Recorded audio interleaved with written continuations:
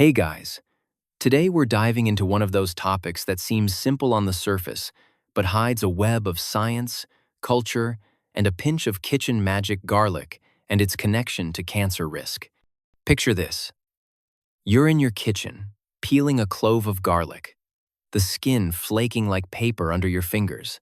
The smell is sharp, almost cheeky, as if the garlic itself knows it's about to stir up a whole conversation about your health. You probably wouldn't guess that something so small could spark decades of scientific debate, just like you probably wouldn't guess how good eggs are for your brain. So, before you get comfortable, take a moment to like the video and subscribe, but only if you genuinely enjoy what I do here. And while you're at it, drop a comment with where you're watching from and what time it is for you right now. Now, let's start looking for things you don't know. You stand there, thinking about your last grocery trip. The apples, the greens, the fresh bread, and somewhere in that bag, a handful of garlic bulbs. They're humble, easy to overlook. But here's where the story gets interesting. In many traditional diets, Mediterranean, Asian, even some South American cultures, garlic is more than a flavoring agent. It's part of a quiet defense system. And when you zoom out, you start to see how diet patterns can influence cancer risk over a lifetime. It's not just about one superfood. Cancer development is a slow, multi-step process. It involves genetic mutations, inflammation, oxidative stress, and often a friendly nudge from lifestyle habits. The food you eat daily can either fan the flames or help put them out. Garlic, with its strong flavor and stronger chemistry, lands firmly in the second category. Here's the thing: people often imagine diet and cancer prevention as a rigid list of eat this, avoid that. But reality is softer and more interconnected. You're not building an iron wall. You're guiding your body's internal environment toward balance. Garlic happens to be one of those foods that nudges the balance in your favor, thanks to its combination of active compounds and the way they interact with the body's defense systems. If you've ever chopped garlic and noticed that distinctive smell becoming stronger over a few minutes, that's the start of a chemical process involving allicin. This is one of garlic's most famous active compounds. And while we'll dive deeper into its specifics later, here's a teaser. Allicin doesn't just smell potent. It behaves like a tiny biochemical disruptor, unfriendly to harmful microbes, and possibly just as unfriendly to processes that let cancer cells thrive. But here's where I have to laugh. A little garlic is not a magic shield.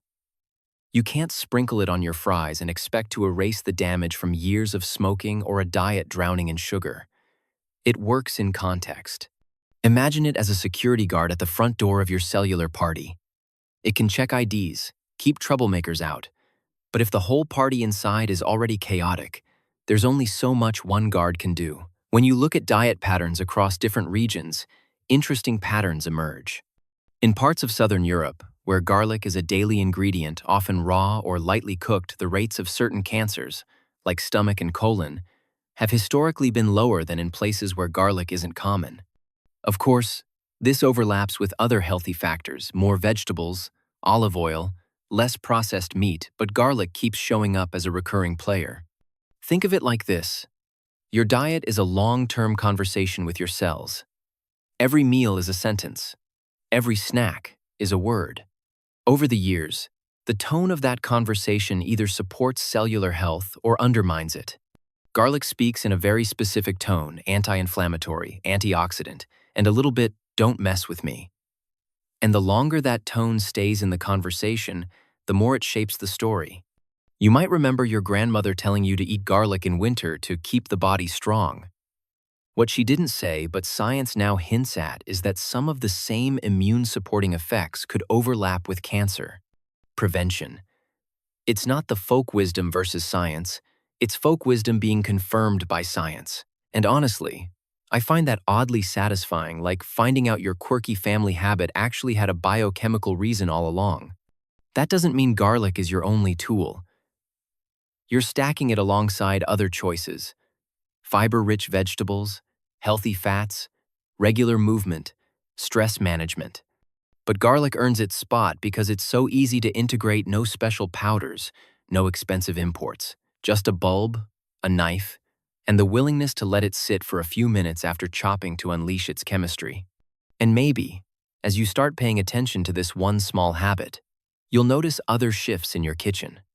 More fresh food, fewer boxes and bags. You might even start a small garden. Garlic grows quietly, takes up little space, and rewards patience a lot like good health habits themselves.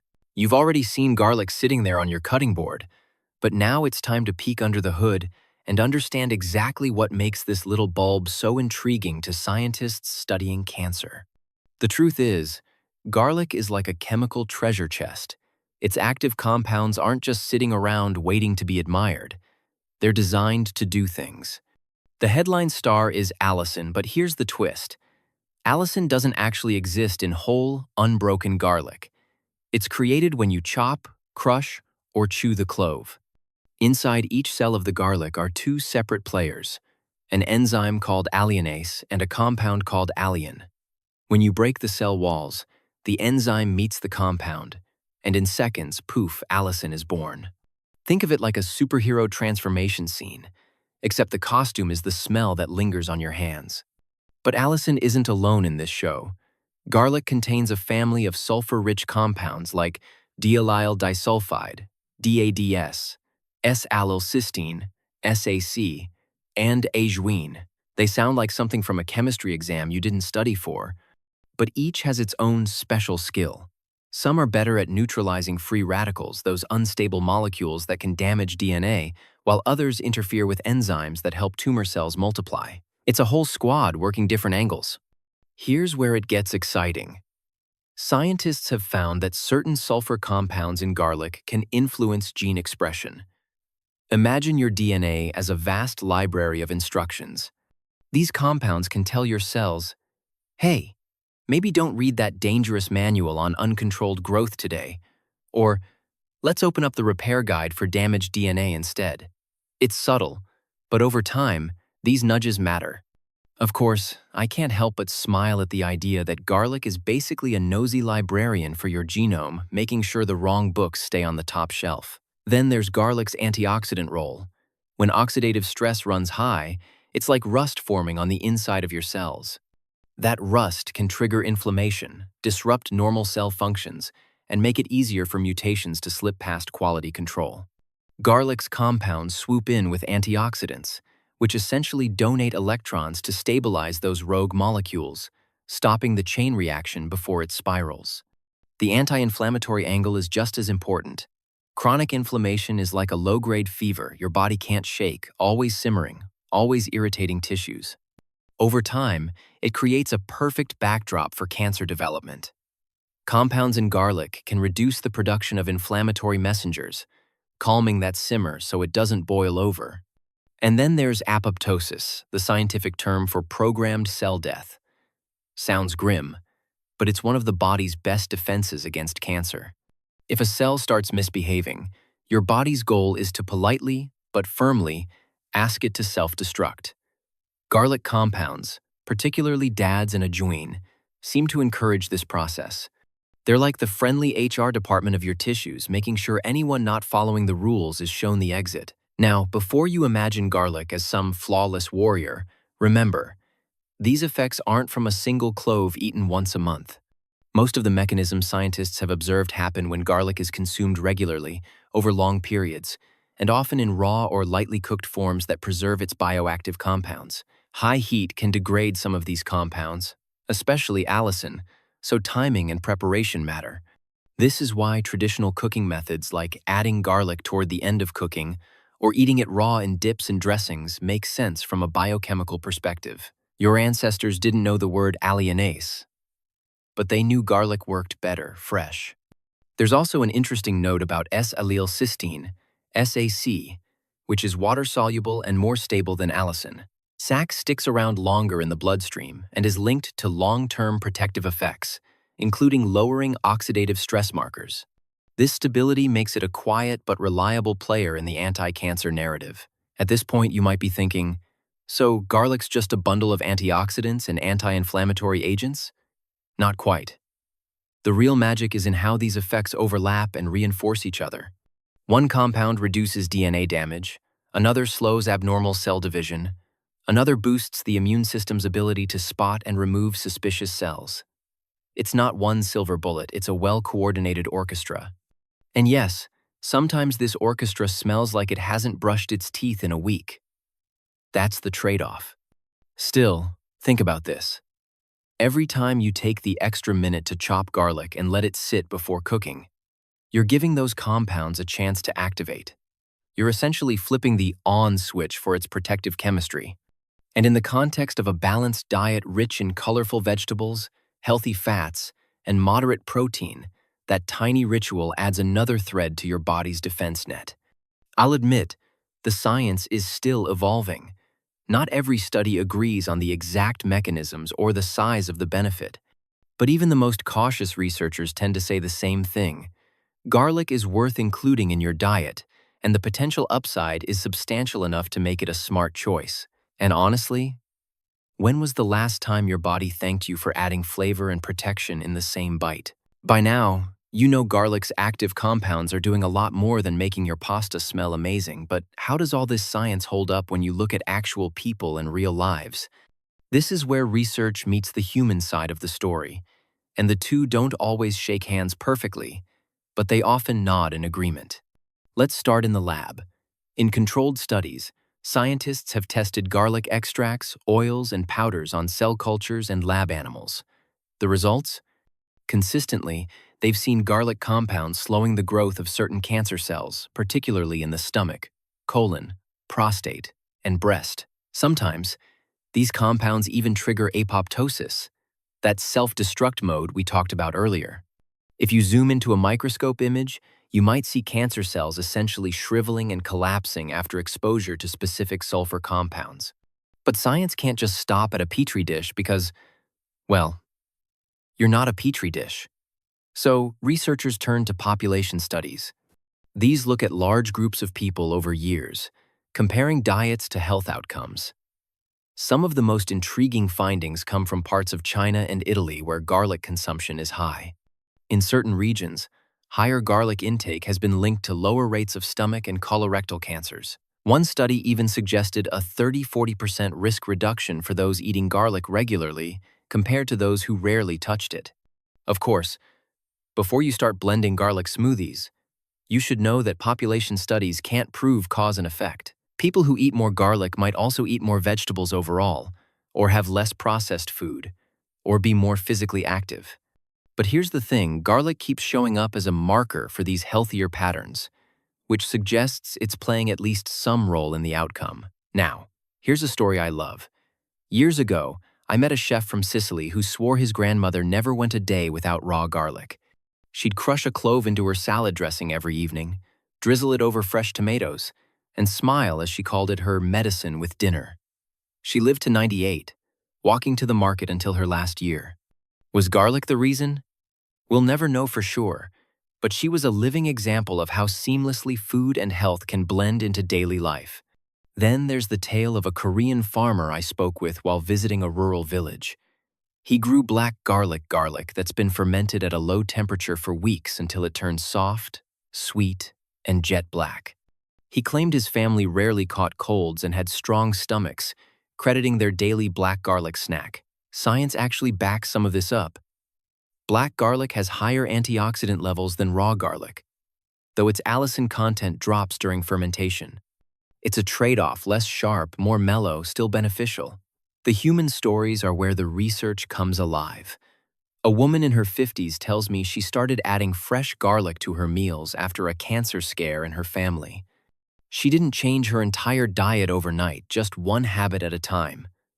First the garlic, then more vegetables, then cutting back on sugary snacks.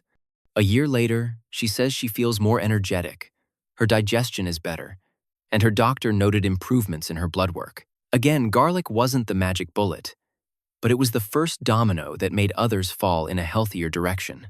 And here's where I'll poke fun at myself. I once tried to eat a raw clove every morning for a week. Day 1, easy. Day 2, tolerable. Day 3, let's just say my friends started standing a little farther away during conversations. I learned quickly that you don't have to go to extremes. Small, consistent amounts are perfectly fine and much kinder to your social life. From a science perspective, what stands out most is garlic's consistency across cultures and study designs.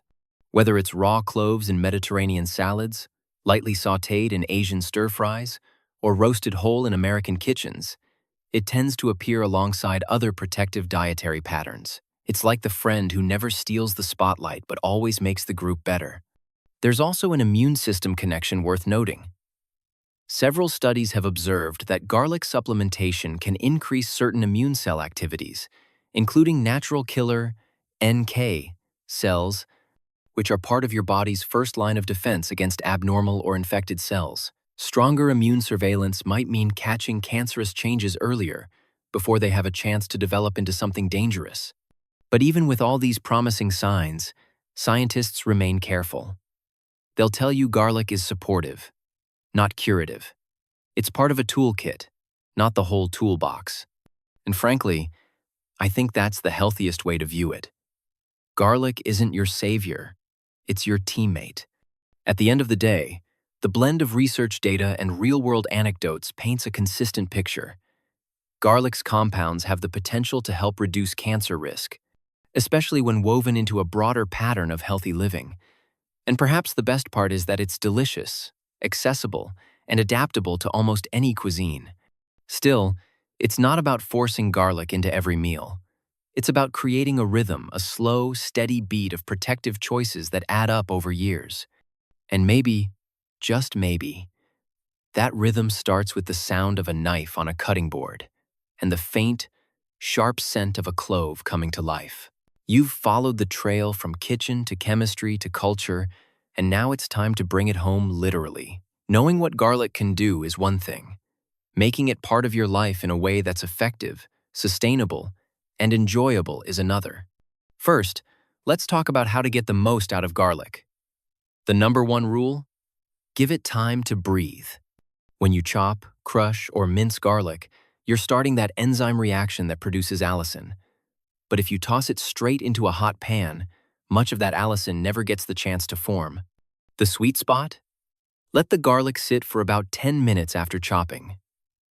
This tiny pause maximizes its beneficial compounds before heat changes their structure. Next, think about frequency over quantity. You don't need to eat half a bulb in one go, unless you're auditioning for a vampire repellent commercial.